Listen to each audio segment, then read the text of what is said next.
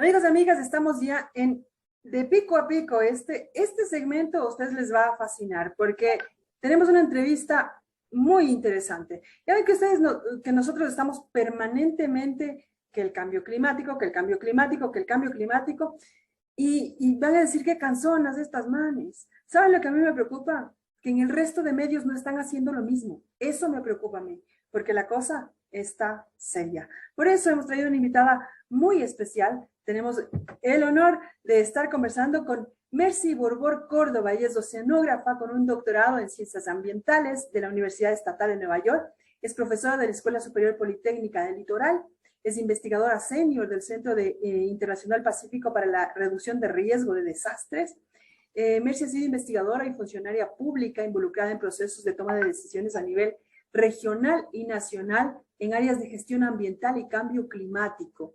Se ha desempeñado como jefe de control ambiental de Guayaquil, fue directora provincial de gestión de riesgos de desastres para el Guayas y viceministra del Ministerio de Ambiente del Ecuador.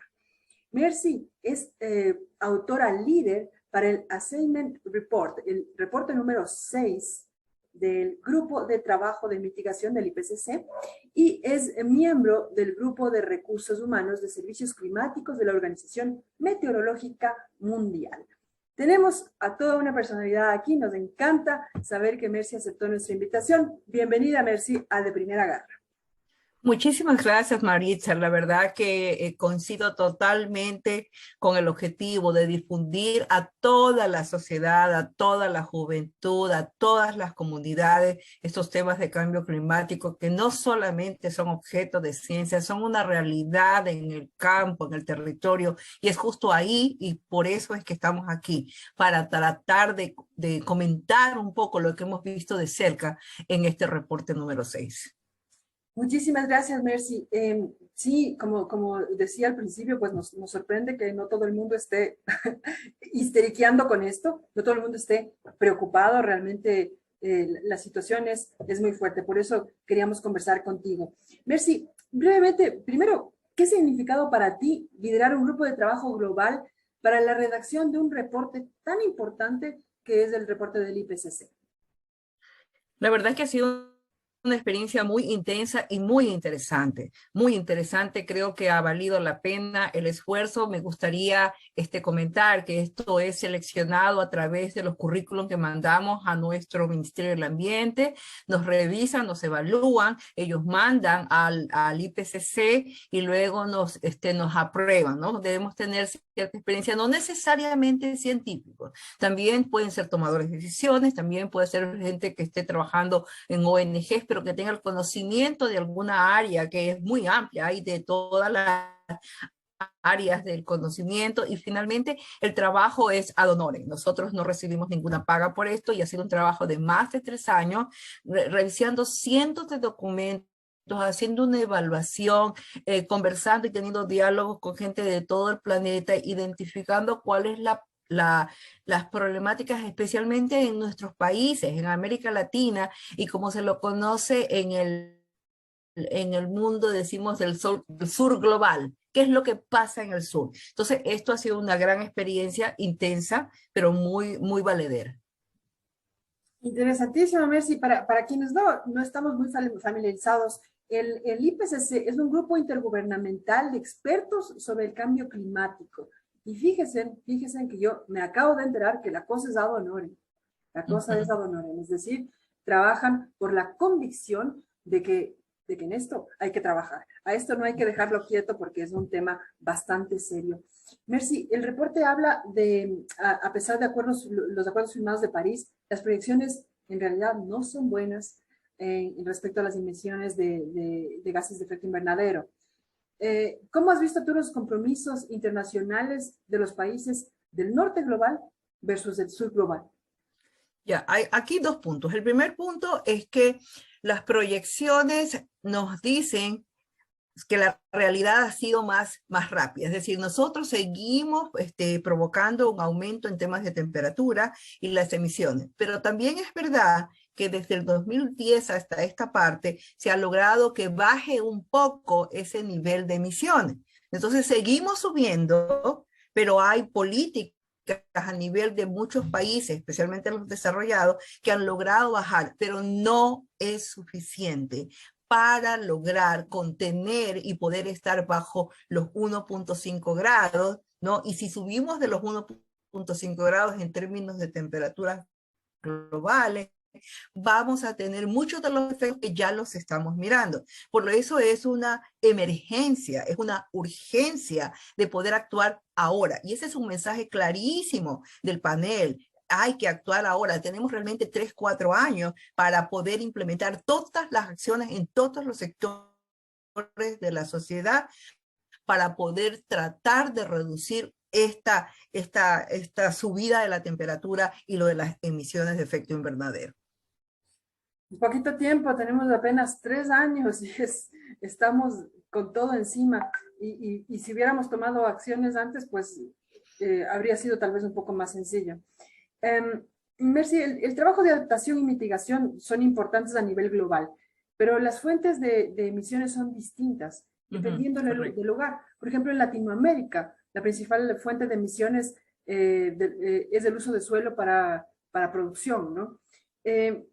Desde tu visión, ¿cómo deberíamos atender esa realidad, considerando que aquí en Latinoamérica eso significa la actividad económica vital para muchísimas familias? Sí, es correcto. Aquí lo primero es que efectivamente en América Latina nosotros la primera fuente, ¿no?, general es de cambio de uso de suelo, luego vienen otras. Entonces, en el sentido de la adaptación, además nosotros tenemos los bosques de mayor biodiversidad, tenemos los bosques que son bosques primarios, tenemos una megadiversidad y también tenemos los bosques del Amazonas, tanto en el Ecuador como en toda Sudamérica. Entonces, esto significa que tenemos un patrimonio importante. Ahora, ¿qué es lo que sucede? En la parte de la parte agrícola, efectivamente hay maneras de poder trabajar un poco mejor todo lo que es la tierra y las emisiones, especialmente en lo que son las producciones de ganado. Nosotros lo hacemos a un manejo más bien no intensivo, es decir, no es tanto lo que nosotros provocamos, pero podemos hacerlo muchísimo mejor. Lo que sí sería conveniente es que las políticas de nuestro país ayuden a mantener esos bosques primarios. Ese es un tema. Ahora, hay que tener en cuenta, Maritza, que aún haciendo y manteniendo todo natural no es suficiente. Es decir, tenemos que trabajar en otros sectores. Mantengamos nuestros bosques, ¿no? Mejoremos nuestras prácticas agrícolas, nuestras prácticas ganaderas, mejoremos la cadena de suministro para que haya más beneficio para el agricultor, pero lo que también tenemos que hacer es trabajar en otros sectores. Los otros sectores, al menos lo que yo identifico muchísimo, es los sectores que están relacionados con el transporte y con la ciudad. En el tema del transporte hay que mejorar toda el esquema de manejo, primero desde el combustible que usamos, ¿no? Hasta nosotros podemos utilizar muy bien en un corto o mediano plazo, digamos mediano plazo, el tema de lo que es energía eléctrica para los vehículos que están en la ciudad. Y en las ciudades, porque somos de la región que la urbanización crece muchísimo y es que están concentradas las poblaciones en las ciudades, ahí tenemos una gran oportunidad de integrar procesos de adaptación y mitigación. Y para un poco para poder comunicar qué es eso de adaptación y mitigación. En mitigación es básicamente reducir todo lo que es emisiones de combustibles fósiles, ¿no? Usar menos petróleo, usar menos diésel, usar menos búnker, rebajar esto. La bendición que tenemos, además, es que nosotros tenemos una de las matrices energéticas más limpias, porque casi todo tenemos mucha cantidad de la hidroeléctrica, que también ahí tenemos que cuidar, porque recuerden que si estamos produciendo cambios, ¿no?, en la hidrología y en la temperatura nos puede afectar, y eso hay que tenerlo muy claramente, ¿no?, analizado en el plan. Entonces el tema es tratar de utilizar más energía de recursos renovables. Por otro lado, las ciudades pueden implementar soluciones que incluyan más arborización, ventaja de utilizar algo que se llama soluciones basadas en la naturaleza, que significa drenaje, utilizar la misma misma vegetación, con conocimiento técnico para poder mejorar, y además eso nos va a producir espacios verdes para que las ciudades podamos salir. La pandemia estuvimos encerrados, pero la gente quería por lo menos salir a un parque con árboles, y, respirar aire puro, y de pronto también con los cuidados necesarios poder interactuar con nuestros congéneres.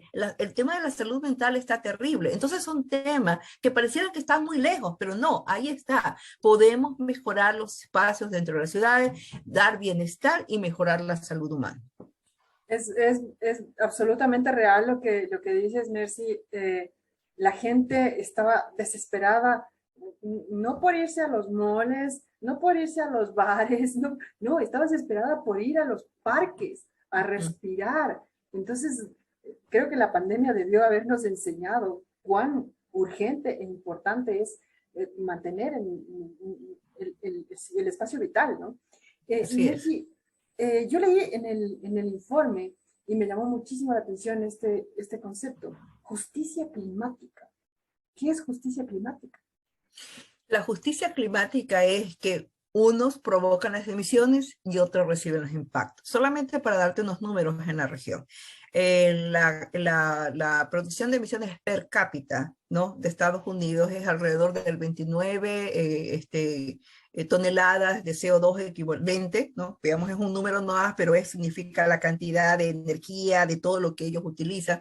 Y lo que nosotros tenemos acá en América Latina en general y el Caribe es alrededor del 9 o 10%, es decir, es casi la mitad, mucho menos de la mitad. Entonces, eso es, por acá se emite en gran cantidad, pero ¿qué sucede? En América Latina y en países como los nuestros, hemos aumentado la frecuencia de inundaciones, hemos aumentado las islas de calor, las muertes han aumentado por el efecto de estos eventos extremos del clima. Entonces, ¿qué es lo que está sucediendo? Nosotros estamos recibiendo los impactos. Entonces, es importante que en este reporte se reconoce eso. Lo primero para poder aumentar o ir a una solución es reconocer que tenemos un problema de inequidad. Unos producen y otros reciben los impactos. Entonces ahora viene qué hacer con eso. Y claramente hay procesos de financiamiento que tienen que llegar a las regiones, pero tampoco hay que esperar a que venga eso. Hay que ser también autorresilientes, buscar que nuestros propios gobiernos y todos nosotros podamos buscar mecanismos para aumentar esa resiliencia. Pero sí, hay que exigir que justamente los que más contaminan, los que más emiten, sean que provean recursos, transferencias de tecnología, asesoría y, por supuesto, reducir. Tienen que ser ambiciosos en esta reducción de emisiones para poder limitar este aumento de la temperatura. Me queda clarísimo, Mercy. La farra pasa en una parte y el chuchaqui no pasa en otra parte, básicamente. Me gusta esa comparación, pero así mismo es, así es. Qué fuerte, Mercy. El compromiso viene de todos, pero por supuesto, quienes más contaminan, quienes más aportan gases de efecto invernadero, pues obviamente tienen que tomar medidas mucho más fuertes. Se menciona en el reporte que se ha topado temas de equidad, de inclusión, y tú nos lo acabas de reafirmar. ¿Cuáles serían los más relevantes de tu criterio, Mercy, estas inequidades que existen? Esto es interesante porque especialmente en prácticamente todo lo que es el sur global, en América Central, en América del Sur, en Asia, en África, se está hablando de los grupos más vulnerables y de los grupos étnicos que de alguna manera pueden estar aislados por lenguaje o físicamente. Entonces la idea es que en estas acciones ahora no solamente pensemos en las megaciudades que están por todos lados, sino en incluir a todas estas voces que tienen los propios impactos. Hay que saber cómo les está impactando, a quiénes les está impactando, y tomar acciones específicas. Entonces es incorporar primero ese conocimiento que viene local de las comunidades y también de esos conocimientos indígenas que están en diferentes partes de nuestra región, para que sean escuchados, pero también no solamente escuchados, incorporados, sino traídos. Es decir, trabajemos con ellos para poder buscar las soluciones que ellos necesitan. Entonces, ese es un poco el tema de reducir esta inequidad, con la participación de ellos y poder tener un poco de mejores soluciones apuntadas, realísticas a lo que ellos necesitan. Fundamental, Mercy, porque lo que se ha hecho y lo que se ha hecho desde los gobiernos básicamente ha sido algo absolutamente diferente, ¿no? Se va y se les pone por ejemplo, una mega escuela de cemento gigantesca Así es. en un espacio, Sí. y no es exactamente lo que necesitan, es lo que necesitamos nosotros. Exacto, o lo que creemos que funciona. Exacto, lo que pensamos que puede funcionar. No se ha contado con el concurso de quienes pues van a vivir de eso, van a vivir alrededor, ¿no? Mercy, desde tu perspectiva, ¿cuál sería el llamado a los gobiernos latinoamericanos, especialmente al nuestro? ¿Cómo, cómo canalizamos esta urgencia? ¿Qué hacemos? Considerando el tema del extractivismo, ¿no? Que es tan fuerte aquí en el país. Sí, correcto. Sí, es difícil. Yo voy a hablar a dos niveles. Aquí tenemos dos niveles de gobernanza bien importantes. El nivel nacional, que establece las políticas, que establece los caminos por donde vamos, Ministerio del Ambiente, está el MIDUBI con su cuestión de la vivienda, están los de salud. Entonces ellos establecen las políticas, pero solamente hagamos el ejemplo de la pandemia. ¿Ya? Y están los gobiernos locales, que para mí son claves, son súper importantes en este proceso del cambio climático y la adaptación y la mitigación. Miren la pandemia. En la pandemia, cuando vieron todo esto, que primero que nadie sabía, y además una propaganda, y la gente miró los ojos a la ciencia, volvió a ver qué es lo que dicen para poder saber, como por alguna vez dijeron, oh, allá los de la ciencia algo deben saber, cuéntenos para ver qué es lo que hacemos. Y así hemos encontrado soluciones. Pero bueno, regresando al tema, entonces lo que tenemos son los gobiernos nacionales que nos dan estas visiones de las políticas que deben ser implementadas. Muchas de estas políticas vienen desde arriba y así tiene que hacerse, ¿no verdad? Y luego llega al territorio. Cuando llega al territorio son los gobiernos locales, los provinciales y los municipales son los que tienen que fajarse en el terreno para implementarlo, con los recursos que puedan tener, no solamente financieros. Yo trabajo con gobiernos municipales, faltan capacidades técnicas, de conocimiento, de integración. Entonces, a nivel nacional, ¿qué es lo que pienso que debería fortalecerse? Un trabajo articulado entre los ministerios. No se puede trabajar el Ministerio de Salud con el Ministerio de Energía y con el Ministerio de Riesgo, no es ministerio, bueno, con la Secretaría de Riesgo, separados. ¿Por qué? Porque en estos temas de cambio climático hay algo que a veces como que se nos va, que finalmente cualquier efecto del cambio climático termina en la salud humana. Cualquier efecto del cambio climático termina en la salud humana, en muertes directas o en muertes indirectas.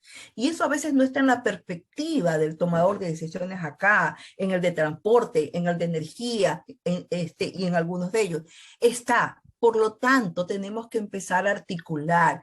Hay la Comisión Intersectorial de Cambio Climático. Reanimemos eso, tomemos eso, veamos cómo podemos hacer, porque hay sinergias y eso que nos da eficiencia. Porque vamos a usar los recursos, en lugar de dividirlos en 3 o 4 cosas, nos juntamos los 3 ministerios y decimos, a ver, nuestros programas que van a reducir las emisiones de energía o de transporte y van a mejorar la calidad del aire en las ciudades y a la salud de los seres humanos, lo vemos y lo utilizamos y hacemos las políticas para que luego puedan ser implementadas. Eficiencia y eficacia, con los mismos recursos, pero con una coordinación interinstitucional, con un diálogo, ¿no? De tal manera que podamos realmente ejecutar acciones coordinadas, que a veces es tan difícil, y lo es. Además que tenemos que pensar cada cual con sus diferentes disciplinas. Pensemos en la parte de la sociedad y la parte cultural. Tenemos que pensar que no es lo mismo en la provincia de Sucumbíos que en la provincia del Guayas o en Ibarra. Entonces tenemos que incorporar un poco para que nuestros planes sean más aceptables a nivel del territorio. Entonces, trabajar esa integralidad en el desarrollo de las políticas que luego tienen que decantar en el territorio son importantes.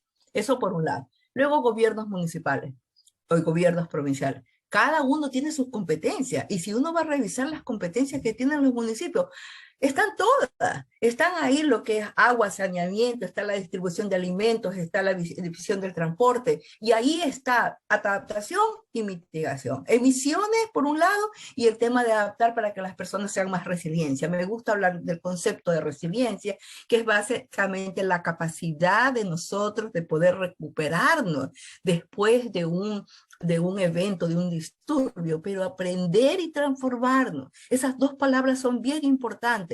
Hemos aprendido de la pandemia, tenemos que hacerlo. Entonces los gobiernos municipales tienen que prepararse porque tienen una responsabilidad importante. Y eso también es responsabilidad del gobierno central para que tengan los recursos, para que se den las herramientas, para que podamos capacitar. La academia, yo soy de la academia, y Estado también, administración pública, entiendo perfectamente que tenemos que formar a un grupo de profesionales que están en los municipios, que a veces tienen un recambio tan rápido que no hay manera de poder. Entonces, eso tiene que ser permanente. Hay universidades por todos lados, con gente bien formada, que podemos ir formando. Esta es una lucha de todos. Y el conocimiento y este aprendizaje para la transformación es lo que nos puede sacar y a juntar los recursos para poder ser más eficientes. Entonces, las políticas integradas y a nivel la capacitación, el fortalecimiento de las capacidades otra vez y una gobernanza con los actores locales, empresa privada. En la pandemia se demostró que se puede hacer. Si podemos juntarnos para la vacuna, fue una de las más exitosas de toda la América Latina. ¿Por qué no podemos seguir haciendo estas cosas? Podemos seguir haciendo procesos de adaptación con la participación de las empresas privadas. Fantástico. Y estamos nosotros ahí como academia para fomentar. Es cuestión de decidirnos y es cuestión de accionar. Todavía hay tiempo y el tiempo es ahora. Fuertísimo, todavía hay tiempo, pero ahorita tenemos que empezar. Ahora es el momento. Mercy, siempre que se habla de cambio climático, hay una cuestión de las grandes industrias, los transportistas, o sea, siempre ver un poco la culpa en el otro, ¿no? Y creo que eso es una cosa bastante humana, bastante, digamos, normal, entre comillas. Pero, ¿qué podemos hacer nosotros como ciudadanos comunes?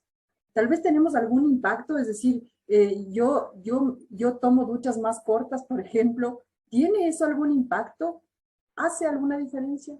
Claro, ya, veamos por ejemplo ciudadano clase media, ¿no? Yo soy clase media, tengo un carro, ¿no? Entonces, ¿cómo puedo hacer para reducir un poco mi uso de la energía, ¿no? Cada vez que prendo el carro, cada vez que prendo el aire acondicionado, entonces tengo que, cada vez que uso este material muy procesado, entonces tengo que tratar de ver cómo puedo reducir un poco en ese sentido, ¿no? Mi huella de carbono, básicamente. Y entonces eso significa, ok, puedo tomar un expreso público, yo hago eso, yo trabajo en la SPOL, a veces me voy, pero prefiero coger el expreso, que puede demorarse un poquito más, pero primero que voy cómoda y vamos 20 personas. ¿Ya? Entonces ese es otro punto, ¿no? Entonces si podemos nosotros hacer esto, pero vamos a las comunidades. Yo he estado en 5 de junio, yo he estado en las 288 hectáreas en Durán, y es tierra y polvo, no tienen agua, no tienen nada. ¿Qué pueden hacer de ese lado? Ellos ya no es tanto el tema de la mitigación, es el tema de la resiliencia. En el caso de ellos, lo que tienen que ver es cómo, si yo no tengo agua, porque el sistema social, el sistema público no me da lo que debería ser un derecho, ¿cómo puedo ayudarme? Otra vez, con la ayuda de las empresas privadas, de la academia, podemos hacer cosecha de lluvia para poder tener por lo menos lo que necesito para algo de higiene, para algo de uso. ¿Ven? Se puede con una inversión pequeña, pero necesitamos otros actores. Entonces hay que mirar estos grupos que son los más vulnerables. Y el agua, en las investigaciones que yo llevo, resulta que los servicios básicos como agua y tipo de vivienda es de los más importantes en la vulnerabilidad de estos grupos. En la vulnerabilidad de estos grupos, casa y servicios básicos, especialmente el agua. Y durante la pandemia, que teníamos que lavarnos las manos por todos lados, ¿Cómo lo hacemos si tienes que pagar $40 por un tanque de agua y que se te va?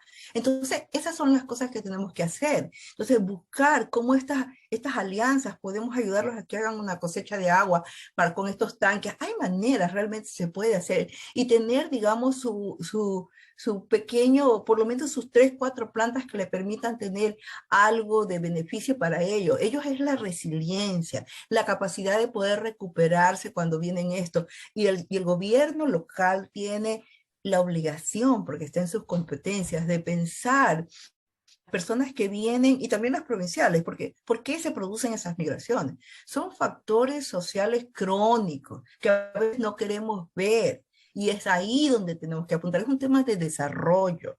Y es ahí donde tenemos que apuntar. Entonces, cada cual dentro de su visión, yo reduzco porque yo puedo hacer, pero a los que son los más vulnerables, protéjanse, desen cuenta de sus riesgos, busquen a sus más vulnerables, veamos cómo podemos ser más resilientes. Organización comunitaria para poder tener una voz ante las autoridades que corresponden. Has dicho lo justo, Mercy, el futuro tiene que ser cooperativo, porque la competitividad es la que nos ha traído hasta acá, ¿no? El hacer las cosas de forma competitiva, el hacer yo, mi espacio, y a mí que me importa el resto, es lo que nos ha traído a este desastre. Mercy, finalmente, para cerrar, tenemos, las noticias no son buenas, no son alentadoras. Tenemos esperanza en que se puede hacer algo todavía, porque como te decía, pues siempre se lee y las noticias no son alentadoras. Y una cosa importante, Mercy, no hay noticias de esto. La prensa está hablando de Will Smith y del Mundial y no estamos hablando de esto. Así ¿Hay es. algo detrás de no hablar de esto, Mercy? ¿Hay algún interés detrás de que los medios no hablen al respecto de esto? No conozco mucho de cómo funciona el tema de los medios realmente, pero a mí también me preocupa muchísimo, porque esto es un tema literalmente, o sea, de vida, de daños. Lo vivimos cada vez que tenemos un evento extremo y lastimosamente la lección de la historia es que solamente vamos a aprender cuando estemos golpeados, cuando estemos recibir todos los impactos, y entonces vamos a ver ahí, y tenemos una memoria tan corta, ¿no? Que después de que salimos, ya no estamos. Y tal vez en el tema de la prensa, es que solamente la prensa para vender quiere ver, digamos, el momento que pasa una desgracia y todos vamos ahí, pero luego nos olvidamos. Este es el momento de la prensa, tiene que crear esa conciencia para que todos empecemos a trabajar, ¿no? Todos, absolutamente todos. Entonces sí, también hago un llamado a los medios para poder llevar este mensaje. La prensa tiene un poder importante. Yo he revisado la literatura y he trabajado con estos grupos de todas partes del mundo. En el norte es impresionante cómo la prensa ha logrado. Ha sido una máquina de cambio, un agente de cambio. Es ahí donde la prensa debe apoyar para lograr esos procesos de cambio a nivel de la empresa privada, a nivel de los gobiernos municipales, a nivel de los gobiernos nacionales. Así que más bien invito a la prensa a que trabajemos juntos para hacer esos agentes de cambio. Urge que la prensa tradicional se convierta en agente de cambio, porque pues obviamente son los que más cobertura tienen. Desde espacios pequeños de comunicación popular se trata de mover esto, pero somos pequeñas hormiguitas moviéndonos por todos lados y tienes grandes movidas en los medios tradicionales. Mercy, te agradezco muchísimo el haber aceptado esta invitación. Ha sido muy esclarecedor la conversación. Mándanos un mensajito de esperanza porque estamos preocupados. Muchísimas gracias, Maritza, y estamos ahí siempre a la disposición. Que tengan un buen día, y a todos los que nos escuchan, la esperanza, ¿no? La acción está en nosotros. Seamos voces, organicémonos, porque cuando nos organizamos podemos pedir recuperar nuestros derechos, pedir lo que necesitamos y organizarnos para poder hacer. La autorresiliencia, lo que viene de nosotros, es lo que también nos va a llevar adelante. Muchas gracias a ti. Muchísimas gracias, Mercy. Gran tu mensaje, gracias. Estuvimos con Mercy Bolbor Córdoba, oceanógrafa y doctora en ciencias ambientales de la Universidad Estatal de Nueva York. Ella es nada más y nada menos autor líder del último informe, el informe número 6 del Grupo de Trabajo de Mitigación del IPCC. Es miembro de Recursos Humanos de Servicios Climáticos de la Organización Meteorológica Mundial.